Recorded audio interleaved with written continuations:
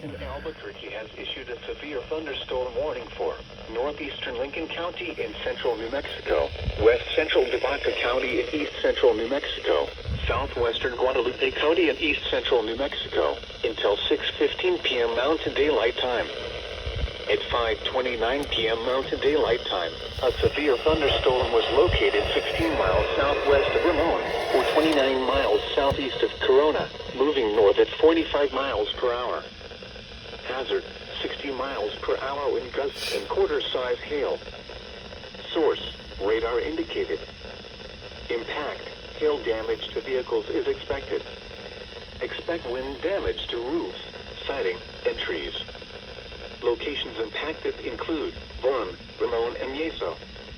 This includes the following highways: Highway 285 between mile markers 166 and 204. Highway 60 between mile markers 266 and 310. Move to an interior room on the lowest floor of a building.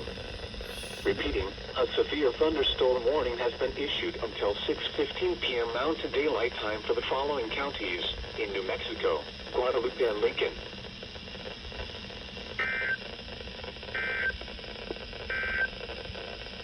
The National Weather Service has issued Tornado Watch number 194, effective until 9 p.m. Mountain Daylight Time.